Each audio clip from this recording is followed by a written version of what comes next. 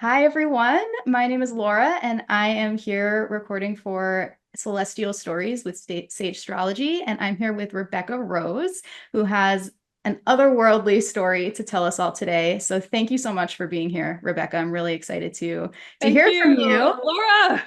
Yeah. Laura and I And have known each other for a while, and I'm glad we're being on camera now to do this. Yeah. yes, Your astrology is such a gift. I feel that you have like such an intuitive eye on it. So thank you. Yeah. thank you. And you have such an amazing gift, and that's what brought us together, actually. So I'd love to just give you a few minutes to introduce yourself and talk a little bit about what you do.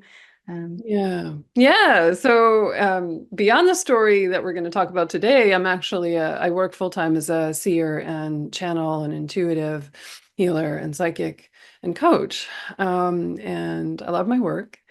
And you can book sessions with me one-on-one, session packages. I've been doing this for years. I read through the Akashic records, give galactic attunements, and do inner child work. So lots of different modalities to kind of transform one's life from a spiritual perspective that's practical and grounded in this reality, I would say. That's a great description. And I will attest that you are truly amazing at what you do. And Mm. I've had a number of different types of sessions with you. You've done Akashic Records readings for me. You've also done kind of chakra healing for me. And both have been incredible. And I would dare say life-changing. So thank you for that. And thank you for what you Thank you. Yeah, thank you. and I'll make sure that your website and contact information is listed at the end of this episode. So um, awesome. Really excited to have you. Thank you for the introduction. And I would love to get into your story because it is a big one and has a lot of different layers. So I'd love to just start by asking you, start where you feel comfortable and tell us a little bit of the background and what you went Yeah, yeah. So I think we're honing in on September of 1982, right before I turned 10. So I was 9 years old. At that point, I'd had both positive and not so positive interactions with extraterrestrial beings and abductions into um, what we could call the space program. But the biggest event that kept me away 20 years was that date in September 92. So I'd kind of been primed and groomed and handled in such a way that I was ready, so to speak, to be taken out. And quite a story. I don't know. We'll go into like the first step was being taken to an underground military base north of Chicago. It's Great Lakes Naval Station, which is the biggest naval training center in the country. And I was twinned with another boy my age to be psychically wed. If you like, the twinning process goes back into Nazi Germany and beyond. You know, the capacity of twins to do good work and to be very telepathically connected, I think is well known. So you can go back into the experiments of Dr. Mengele in Auschwitz, the Holocaust. Um, Fast forward a little bit from there. It's pretty graphic, a lot of trauma-based mind control within that program. We were kept in cages and made to help each other and also made to harm each other as part of a programming. And we were eventually sent to Mars and joined with a larger team where we were, as children, both of us about 9, 10, built out into eventually, psychic soldiers, what's often called as a super soldier. And trained at first because we were little and kind of new. I had also done a lot of training, been taken by the Draco reptilians, and trained psychically to be able to take snapshots of DNA with my mind. This was at genetic labs on the moon. That's not quite where we're going today, but just to say I'd already had some training, and so had he, I believe. But we started being able to work with our minds. Our mentors, let's say military and other regressive ETs, were training us to work with our minds to move objects and also to operate equipment. Eventually, I'd be trained as a pilot and doing base patrol at the military bases on Mars. And kind of boring work in some ways, but very high tech. So there was a mind melding. As a pilot, there's a mind melding that goes on with you and your craft. And I remember various types of craft that I was trained to pilot that way through consciousness, really, on. over the years that I was there. So that's a sort of like it in a nutshell. Yeah, that's a great summary. And there are a couple places where I want to go back and just ask some questions if that's okay. Yeah.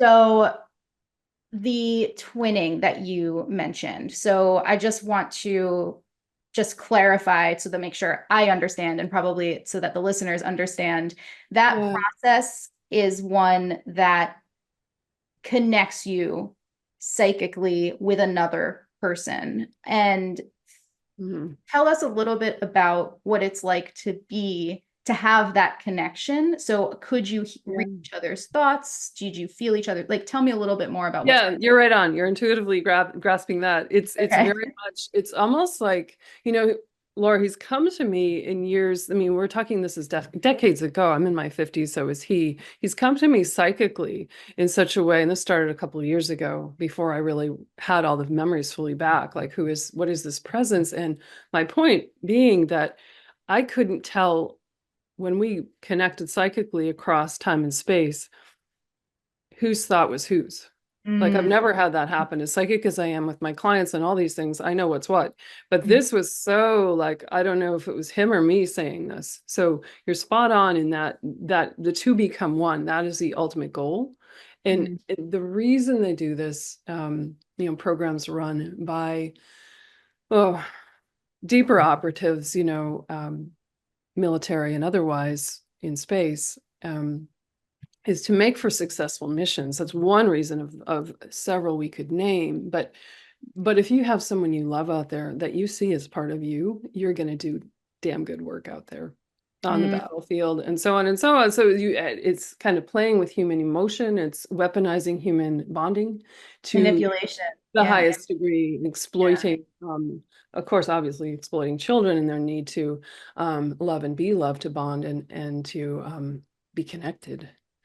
So I think yeah, that's why they use children as opposed to adults. Why do you think? 1000%, because there's so many reasons, but children are very, they pick kids that are, in my case, my observation, they pick children in part because they already have certain abilities that are, that are more on the surface than maybe than other kids when they come in. We call Mhm, starseeds, indigo children, crystal children, and so on. But children are in most until the age of 8 or so, they're mostly in the alpha and theta brainwave state, which is you're in kind of a light trance. You're completely programmable. And children, like for myself, for example, I've been already trained by natal family and abuse in the natal family to be obedient. Like, what do you need me to do? I will do it to stay safe and survive.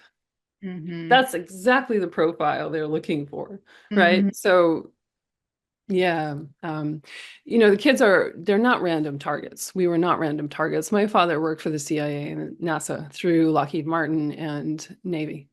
He was connected in this web, working in deep black projects with a top secret clearance, with access to a lot of compartmentalized information.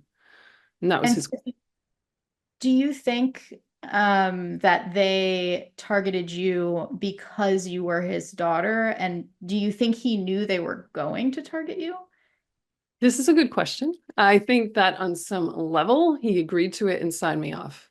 Um, I was shown visions of this psychically, uncalled for, unasked for, years ago, a few years back, like of him signing papers. There's a couple gray ETs, guys in navy suits and guys in regular suits in this darkened room with like a shag carpet. I'm looking down in, and they're giving him papers and saying this is for the betterment of humanity, and he's signing off on myself and also my brother who was taken into programs. Do you So ever talk about this with your brother? I've tried to. It doesn't really go very far. He's like, that stuff doesn't exist. He spent his whole childhood drawing ETs and spaceships and reading sci-fi, and like it was his whole world was right there. So, Yeah. but it's become interesting to me. I know it's beyond the scope of our program today, but the astrology of where there's family contact, experiences that are paranormal, and where psi ability runs in the family. My father was extremely intuitive, psychic, as well as my brother, probably more so than I.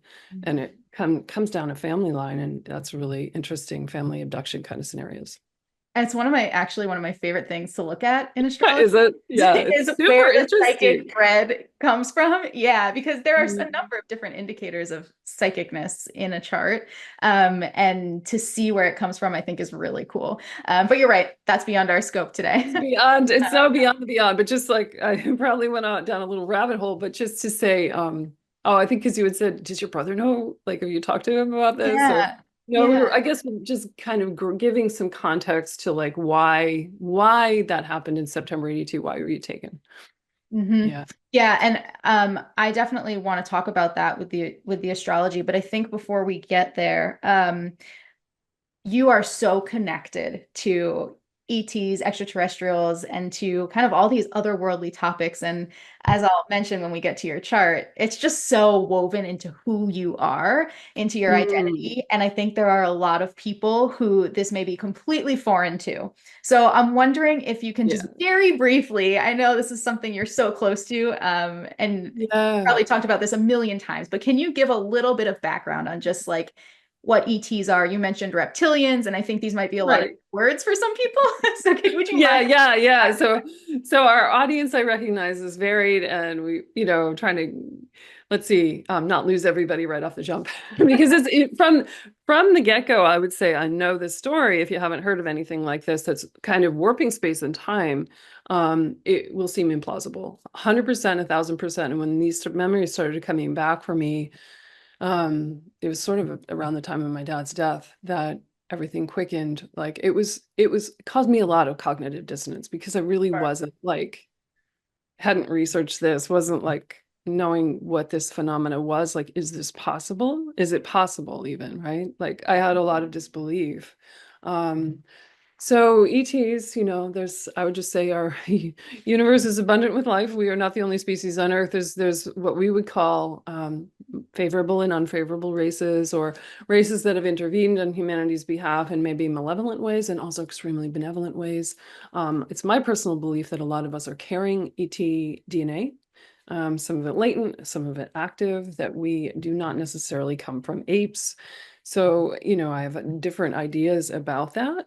That was not part of my upbringing, nor was it something I ever believed in before I started receiving a lot of visitations through my awareness when I became a meditator back around 2012. And when you start Wow. sitting in silence for long periods of time, the subconscious and the whole universe again begins to open for you. What you discover there, many things. Yeah. So for me, that was such a catalyst of like kind of, we could say, entering a spiritual path and then suddenly having all this stuff pop up. Like I didn't spend my childhood reading sci-fi. I was like, get that away from me. I hate it. Right. I didn't want anything to do with any of it. I didn't believe in it. I thought people who were like new age woo-woo foo-foo stuff that I do now, my whole full-time gig and ETs and galactic energies was like a bunch of BS. So Right. that was my background coming into this. So I totally understand people who might be showing up going like, huh, that's weird. So when I mention reptilians, yeah, there's the regressive reptilian races, the Draco in particular, that have had powerful beings that have had, at least in the past, quite a strong grip on humanity and wanting to shape it in a certain more nefarious direction to create what we would call a negative, or I would call a negative timeline. Just a little blurb on them. Not all reptilian ET species are negative, just a plug on that. Yeah. So is that a good enough, I think so. Yeah, snapshot of things? I think so. And I appreciate some of the background you gave on your view of all of this and how that's evolved over the years. And I'm actually really surprised to hear that this was kind of dormant for you for like, what is that, 30 years? And 20 anyway, 25, yeah. I haven't thought about that. Yeah. Yeah. I mean, I was always living by my own roadmap of life. I spent 25 years as a full-time studio artist, painting, sculpting. That was my gig, traveling the world, teaching and having gallery shows. And it was, when I look back at the work that I was doing, I can see, and I know there was a lot of, intuition in how I was guided with the work I was doing and things from my past that were showing up in the work unbeknownst to me.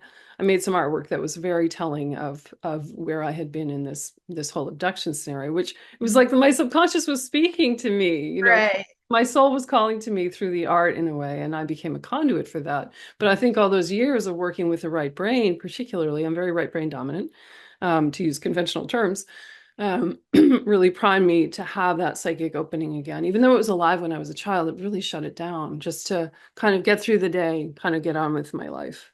Sure. Yeah, You had to function. yeah. I have to function, so I really can't entertain all this stuff. I don't know what it is, so let's move on.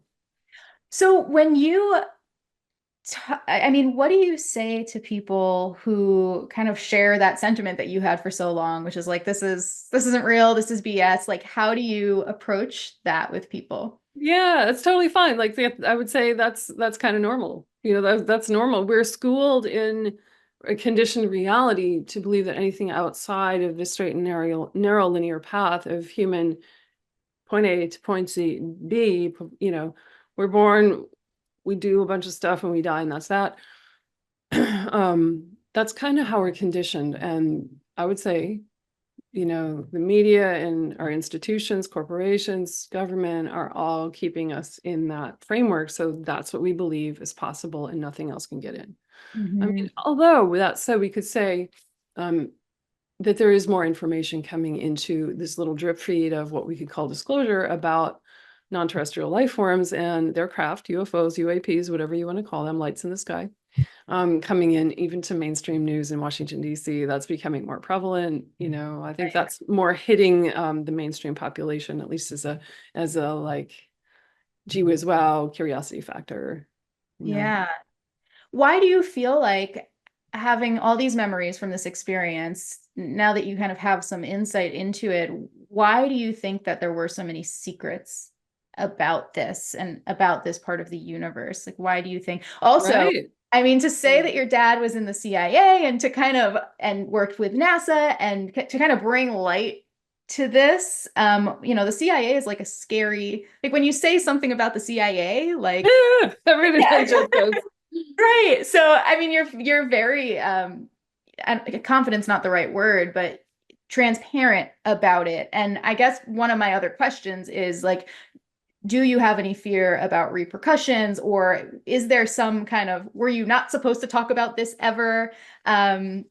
Yeah, but there's a couple questions in there. That first, the part about not talking and repercussions, I'm here on a mission. I understand what the soul mission is, and in part of it is to go down into the belly of the beast, experience the darkest, deepest hell realms, live to talk about them, and start to be one of the many voices undoing the system of secrecy and lack of transparency and all the distortions that have been wrought upon us for a long time to keep us away from our own power. So when you talk about why is there so much secrecy, because humans are how it came to me in meditation, what was it the other day? You are the highest technology the world has ever known, human beings. We have so much in us that remains, I feel, as I observe people embarking on spiritual journeys or at different stages along the path of spiritual evolution, like we have so much in us that remains untapped. Until the light goes on, we draw ourselves inward. Oh, gee whiz, wow, look at that. There's so much more going on. We have all the wisdom we need to really create a beautiful, benevolent, abundant universe of human life on this planet. We have everything we need within us to blossom, yeah, as a species, Mhm. So I think that's hopeful inside of all of that. But just to speak to your question about like, so why the hush hush around this? When the Roswell crash happened in the 40s, there was a whole big thing going on to quick, lock it down. We don't need the public to know about this. This isn't, we want to keep this to our own. We want to use it for our own devices, co-opt the ET experience. So it's like, get into Area 51 and things going on in the underground military bases I talked about are not just full of military guys also Mhm. have extraterrestrial life that have been in collusion with the US government for a long time. So before I lose too many other of your new viewers, let's... No, this is great. This is great. And I think you're giving a lot of really amazing background. And I'm gonna actually just briefly dive into the astrology because I Please. you Yeah. you talked about how it's your mission in this life to expose the darkness and to talk about it. And that is just written all over your chart. And actually, I'll flash your natal chart up on the screen. Yeah, yeah, let's look at this. I'm so curious how what you're going to pick up on all this because I love astrology. I always tell people like if I wasn't doing the work I'd be doing, I'd probably study astrology. So, Interesting. Well, there's a very strong connection, clearly, mhm, between astrology and kind of your experiences. But this is your chart. You were born on October 9th, 1972 in New Hampshire. And you have, I mean, just hearing your story, because I had never heard your story in its entirety before. And there are so many mhm, things written in your chart that just like perfectly align with everything you just mhm, talked about. And mhm, I'll call out first your sun Uranus conjunction, which is about 2 degrees. So that's really, really close. Now, the sun is your being, your essence, who you're becoming throughout your lifetime.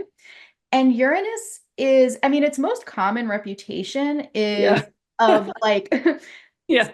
the chaos maker and like the planet that surprises and shocks. And Aquarius, the sign that's ruled by Uranus, I mean, they share a lot of traits. And Aquarius is like sometimes people consider Aquarius people to be geniuses. Sometimes they're like exiled, people who just don't really fit in, and other times they're revolutionaries. And I think in your case, you've mentioned all of these things. So these qualities that are connected to Uranus are being infused with your being and your essence and your Mhm. personality. And so over your lifetime, you've found yourself in experiences that are reinforcing this connection between these two planets. And Mm, so I am sure that there are times when you have felt uh, like totally outcast because of your experience. I'm assuming.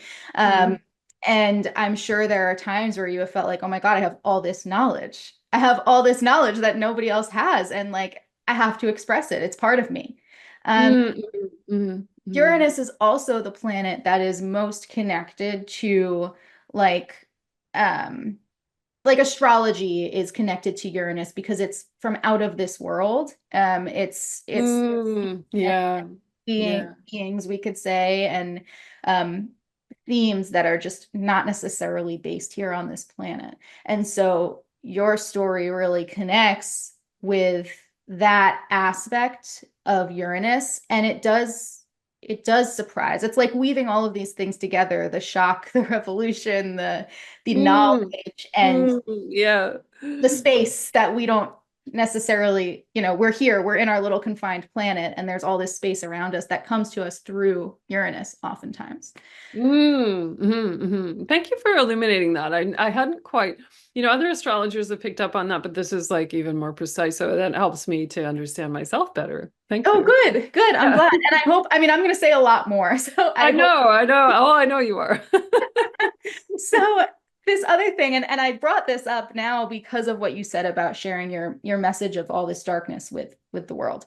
And so you have this Pluto and 2 degrees of Libra, and it's connected very closely with Mars. And so when you think about so Pluto is often very tied to trauma and mystery and things. I mean, Pluto is the planetary equivalent of Hades, the myth of Hades, who lived in the Mhm. underworld back in ancient times. And so, I mean, if you think about all the things that happen under the surface that people probably don't want to hear about, that's what Pluto rules. And when you connect Mhm. it with Mars, which is literally the planet of war, you have, I mean, this dark fight ahead of you that you need to work through. And so wartime experiences, these two planets makes a ton of sense. Mm. And I'm going to tie them to your midheaven, which is in um, Scorpio, and Scorpio is ruled traditionally by Mars, and the modern ruler is Pluto. And so, whatever transits happen in your lifetime, so transits are when this is a snapshot of the sky at your moment of birth, and transits are the movements of the planets after that. And so they will come back because the planet is 360 degrees and these planets move within that sphere or within that circle. They will periodically make contacts with your natal planets by angles. And so when you have planets transiting and they make contact with Mars, they're also going to impact Pluto. When they make contact with Pluto, they're also going to impact Mars. And then tangentially, they're also going to impact your midheaven. And your midheaven is it's an angle. So it's not a planet, but it's a point in your chart that indicates your life, honestly, your life path. I don't typically say it that way, but you use that word. And I think especially for you, it fits so well. Your life path is one that is colored with these darker themes. And these darker themes in the context of energy directed at a particular cause. And so you can see this in two ways. One way being that these experiences that you've had and these memories that you've had that are related to these dark themes, to these wartime experiences, those play into who you become, the role that you play in your life. And then and living out the memories of those experiences and sharing those experiences is really tied to this Mercury that you have that's connected to your midheaven. So your mission, your purpose in this life is your purpose as a member of a larger society, right? You can think of purpose in a lot of different ways. What is your purpose compared to other people, and what is your purpose for your soul? Compared to others, your purpose is to share these darker things in writing, in pictures, in speech, with other people. These two things, your midheaven and your Mercury, are so tied together. They're so close together. And so you're kind of funneling all of this Mars Pluto stuff up through your role. Yeah. Yeah. And then I think the moon in Scorpio also lends itself probably to they're all connected because Scorpio is impacted also. Scorpio, your moon is ruled by Scorpio, which is ruled by Pluto. And so all of these are really tied together. But even without getting that technical, yes. So I think what the moon in Scorpio says is that even though you've been through all this trauma and you've been through all this pain and you have felt like, where do I fit in with all of this at various points? There's a core part of you that is comfortable in this space. And that absolutely 1,000%. Yeah, like the Scorpio moons, like you need a little bit of darkness to function. Otherwise, like life has no meaning. It's like you need your lair, you need a dark place you can hide. And so in a way, this darkness that you've experienced, I think does feel comfortable for you. It's what it's familiar. And there's a safety in that. I know you're humming a lot and I want to hear the last thing I'll say about it is the moon in the 10th house. The 10th house is the continuation of your midheaven. It's like, what is the vibe and the tone of you in this role that you play in your life? And so there is like a femininity that comes out in your role. I mean, you are a healer. The moon is one of the planets of healing. So if you have the moon in the 10th house, you're going to be, I actually also have a 10th house moon. So in one way or another, you're going to be healing people. And I think you're using this darkness that you can tie to this Scorpio of your moon to heal. Very much so. Well, and I've always felt too that, the experience that I've come through have, it was necessary for me to do a lot of self-healing work and to seek external healing and all these things. But through that template or going through that crucible, so to speak, is what's allowed me to be a really gifted healer with other people. Like without that journey, I would be nobody and nothing on the path of helping others, like without being able to help myself and learn sort of like through that progression. Yeah. Yeah, and I think that's one of the, yes, totally. And I think that's one of the things, just generally speaking, and I guess this is what you just said, like that's something that makes a good healer, is somebody who either has been through some really hard things that other people can relate to, or who can kind of channel that, and who Mhm. can, who doesn't shy away from it. And there's a big strength. If we're just isolating your Scorpio moon alone, like there's a huge strength that comes with being able to confront darkness with, as someone with a Scorpio moon. It's just kind of an inherent It characteristic. is, yeah, yeah. And I think it's also, you wouldn't be surprised that many people who come to me who had like anomalous experiences that they can't talk about with anybody. Like I was taken to this Mhm. place, there were these ETs there. I don't know what happened, or I have missing time. I was gone for, I can't remember anything in my childhood except I had terrible nightmares or whatever it may be. Some of it is more like earth-based trauma, extreme darkness of other kinds of abuse, but I excel in that area because I don't turn away from it.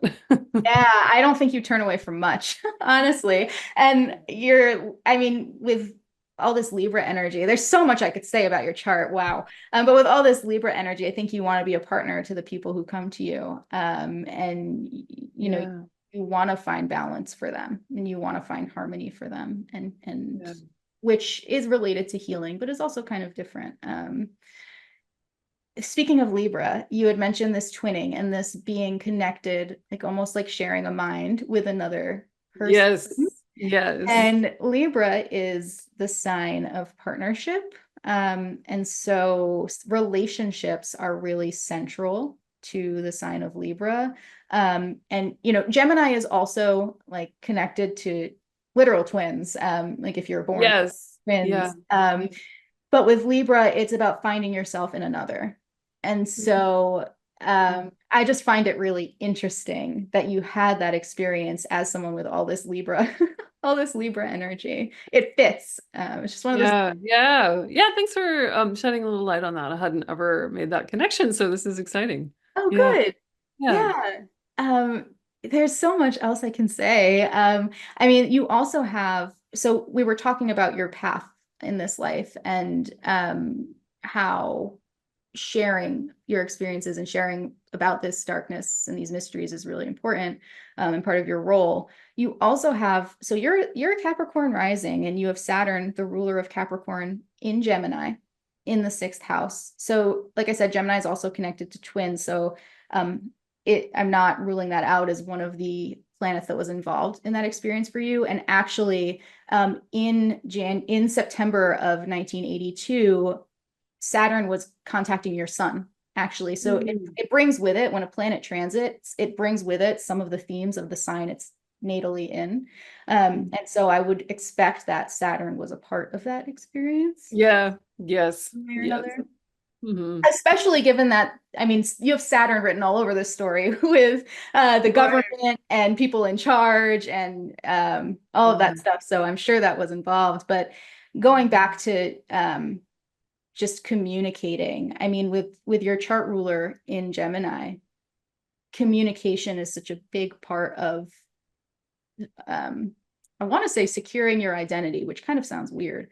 But it's a part of funneling your identity and finding yourself as well. Yeah. Yeah. Yeah. Yeah. I totally get that. Or understanding myself in relation to others, or and also finding oneself as so much Libra energy, and like the other people, it's all about the other people, about finding Right. like my own little voice inside of all that too. Just like, yeah.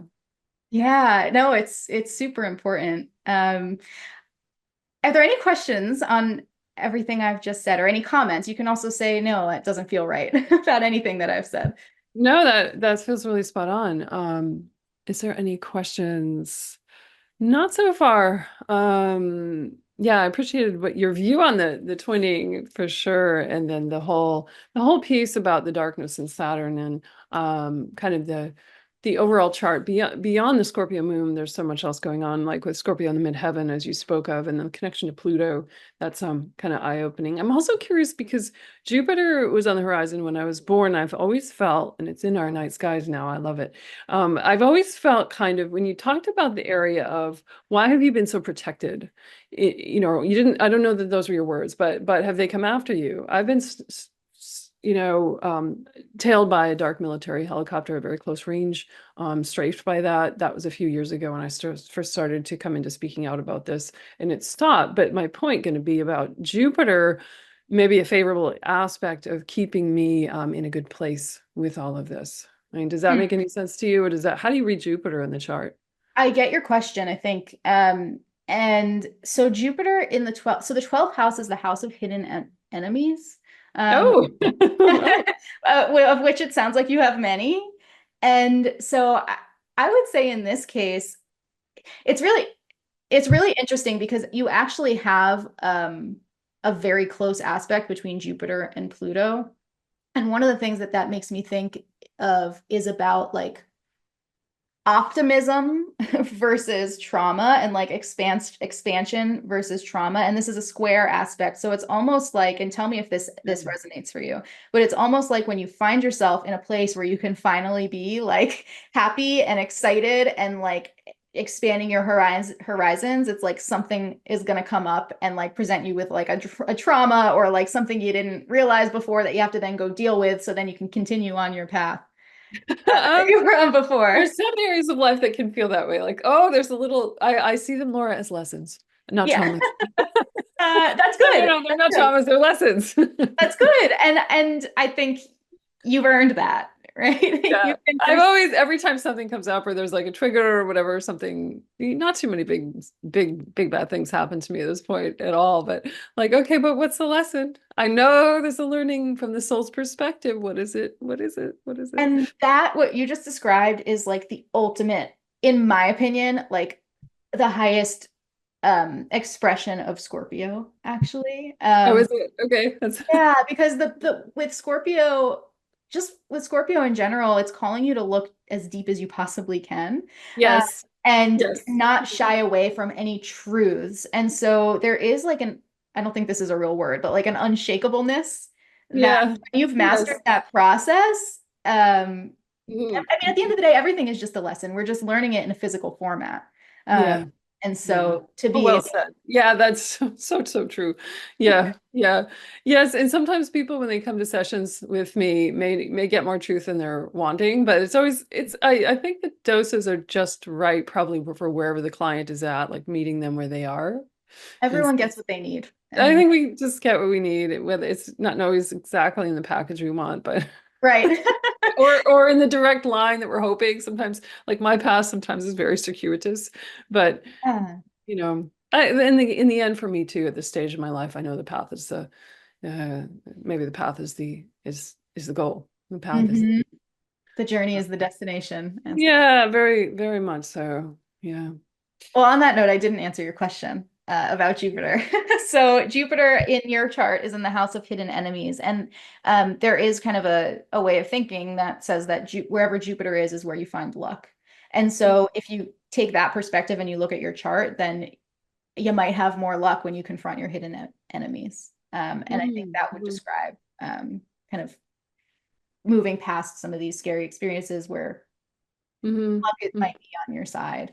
Um, And well, I had a quick thought there. I think the hidden enemy comes to me. It also can be our own inner blockages, not necessarily, men in black coming to get you, sure. but but our own reluctance to face something or our own, resistance or and so on and so on. I might think of it as that.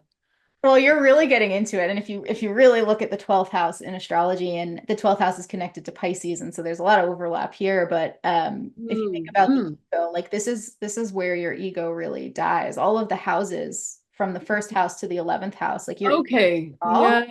Yeah. And in the 12th house, this is like the collective space. This is the space beneath, surrounding your ego. It's the space that your ego lives in, and it's the space that everything else everything lives in. And so I think one of the lessons of the 12th house is to be able to detach from your ego. And actually, a lot of people with a lot of 12th house placements or strong 12th house placements, this is where you find your monks, your really devoted spiritual teachers and Yeah. Yeah. as well. So agree with what you just said, 100%. No, that's really fascinating. Yeah, yeah, really interesting to me, Laura. Oh, Thank you. good. Yeah, Do yeah, go ahead. Do you mind if I ask you, I'm gonna actually stop sharing for a moment, and do you mind if I just ask you a couple more questions about your Yeah, story? please ask away. Ask Awesome. us. So you had mentioned to me that, and you might have said it here as well, I don't remember. But you'd mentioned to me that there was like a pretty big time warp. And for you, when you had your abduction experience, you were gone for like 2 decades. Um, Mhm. and so I guess I'm just curious, like, what was it like? I How guess does that happen? What is that like? Well, I guess I'm actually answering my own question because I'm also remembering that you said that you didn't have these memories again you were until 2012. So, I mean, I guess maybe your way, and you can tell me if this is correct, but your way of um kind of integrating all these experiences you had because you didn't consciously remember them. It was probably very unconscious and subconscious and maybe Yeah, through your heart. 100%. Yeah, yeah, yes, definitely. So Yeah. what was life like? What was your Earth life like around that age? Like when you were 10 years old, like Yeah. So after September happened and I was back, like I spent this huge amount of time, which in Earth time was actually pretty small. So I come mhm, back and everything, like I can see there's for that whole school year, grade 5, there's like no pictures of me. And when I can see pictures of me again in grade 6, the life is gone out of me completely. mm, Everything started to change every year after that. As I went through school years, I'd have a teacher pull me aside and say, "Is everything okay at home?" Like something's wrong with this child, but we're not sure what. Um, yeah, so I became more and more dissociative, more and more depressed. I was very suicidal and hospitalized in my late teens, early 20s. I did that whole thing. That's probably in the chart too. I don't know, but but I was unwell. I was not well at all. Really, mhm, really struggled through my teens, early 20s, probably into my 30s. And art was the outlet, and then becoming like a gonzo endurance adrenaline junkie athlete was also instead of like drinking and drugging, I went that route, which maybe was better, but yeah, it was a pretty gnarly picture for a while, And there's books to be written. Like I need somebody just posted on my Telegram and was like, when are you going to write your story in in print? We want to I want to see all this. yeah. Do you think Yeah. that you could handle that? Like, do you think that that's something Yeah. you would want to Oh relive? yeah, Okay. I've got big chunks that have come in through channel and all written a lot of memories down, all the family stuff, all the crazy, like the context that I sort of touched on a little bit here with our talk. That's all really relevant. So Mhm. it's in pieces, but I feel like I need to go on sabbatical for like a year to get it really done and to make all the illustrations that I'd love to make and all these things. But I'm not sure how that's going to happen because I also love the other work that I do. So I'm just trying to figure out how that will, maybe Mercury can help align. Well, I was actually thinking about your Saturn, which is in the sixth house, and it's Mm, retrograde. And so the sixth house is all about routines, mind-body connection, things that you like how you structure your life, essentially. mhm. And Saturn is also about structure. I mean, not in the same way, but you Yeah. have Saturn retrograde. So I think Saturn is connected to time, and you might just do time a little bit differently as I am sure you so go. afflicted with time. Like I am scheduling in time and like ask my clients. Um, I'm good and I'm professional, but I have trouble keeping to like bullet point schedule, even though I have Capricorn rising, I'm still like, I live in that feminine void, like the place from which things arise and into which all things dissolve, the seed syllable of creation, but that's not making me timely and like, Right. okay, on November 1st, I'm starting the book, and on, the end of the year, it's done. January 1st, we go to publishing and da da da da. Yeah. Like, Yeah. It doesn't work like that for you. not usually. I can be incredibly OCD about some things. So we'll just see. Maybe, the more people who kind of like whisper this in my ear, the more I know I certainly have an audience I'd for love to read your book for sure. or everybody's like, I have a list of people who are like, when are you going to do this? Okay, That's so awesome. maybe the support and knowing there's encouragement and people who want to are interested in the story, what can it reflect back about the human experience? Ultimately, there's some juice in that. So, Mhm. so we'll see what happens. Thank you. Yeah. Well, I'm an advocate for the book for sure. I would read it. And you are kind of a nomad and you travel a lot and you go kind of do these wilderness treks by yourself in like these really, for people who are not maybe outdoorsy, could seem Mm. like really terrifying. Like, did you just go out in the bush in Australia by yourself? Did I? I was in Australia for a little bit. I wasn't out in the bush. I live in Okay. Alaska, so my nomadic days are pretty over. I'm in my 50s. I like a home. I like to be, the home and hearth are really nice for me now. Yeah. But I've had traditionally a very, wide-ranging travel. I lived in Arctic Greenland and in the Yukon Territory off grid for a while, and now I'm in Alaska. And I do, yeah, bush trips out back. I went down to Denali for my birthday camping by myself, and it was really cold. I mean, it's freezing, and there's Yeah. snow up in the mountains, and and it turns me on. I mean, I guess I think also, and I've said this in some of my other interviews and videos that I've created, like I think the desire for these big open landscapes that are a little otherworldly very much relates to the secret space program and my time on Mars and out in the Kuiper Belt, Planet X, like going out into again, there's the void space. Yeah. Yeah. Yeah. Okay, a couple more questions, and then I think we can start to wrap up. Mhm. So how do you this is maybe just a fun one. I'm just curious. Do you feel really old? Like you had all these experiences that you remember as comprising like 20 years of your life. So do you feel like older? In some ways I do. But I also feel like I gain time in a way. Like Hmm. I'm in this 50 whatever year old body, but I don't I actually feel like I don't know, this is so interesting. Time is so fluid anyway in my own awareness. Yeah. Am I answering your question? Yes and no. I don't have a black and white answer for the do you feel really old? Like, yes, No, I'm no, aging, I see I it. think that was a great answer. I do. Um, and then you just, how do you, in terms of your own self-image, and I think this is maybe the most important question, like having had all these experiences, having all this awareness that maybe some other people don't have, and talking to people through your work and healing people through your work, like this is a lot. So, what do you make of this experience that you've had, and what do you like?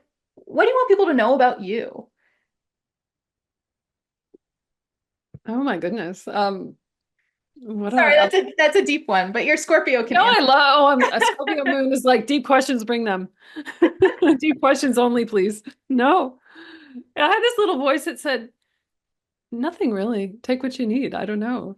I think when the topic of personal identity comes up, I'm like, you know, give up your identity. Like I don't know because I want people to take what I would most want people to take away is the resilience of the human spirit. Mm, No, that's important. Like whatever, whether you believe this, whatever is like true, not true, and so on, or maybe you're out there going, I had a very similar experience. Thank you for telling me about this. I didn't know it could be real. hmm. But that humans have so much in them. I think that's really our gift to explore and do the deep inner work, especially as our world is so like devolved into deeply polarized realm, a lot of chaos and trauma and these things that we're called upon to be in my language, I would say to be in our light, to be in our higher heart, and to hold a higher frequency vibration for the planet to move forward into more of a unified field um, of wholeness. and well-being together. So maybe that's, I would, if we're talking about like an identity, it's like my video series, Bringing Light to the Darkness, on YouTube, which I've made 19 videos now that go through the whole story in great, great graphic detail. But that's like the moniker, bringing light into this realm. Maybe that's how I would, um, the legacy I would want to leave or so. Yeah. That's great. Well, I can't think of a better way to end. Mhm. Thank you so much for sharing your story with us and for talking astrology with me. Before we do just officially sign off, anything else related to your story that you want people to know? Um, Hmm. Send them to your YouTube channel for more. Yeah, we can link the YouTube, Telegram, and my website below. That's where people can find me. Perfect. Yeah. Yeah, if you have a unique story that you're trying to unpack, I can certainly help with that. Or if you're just at a place in life where you are looking for guidance about your soul's path in practical terms and which way to, direct yourself now, especially as the winds of change are happening politically, and so many people are wondering, like, what am I here for? There's a Yeah. lot of awakening going on in our planet. I can certainly assist with that. Um, yeah. Well, highly recommend getting in touch with Rebecca. She is really a master at her craft. And thank you so much for being here and talking to me and Thank sharing your you. story. Super interesting. Yeah, yeah. Thank you so much. You're welcome.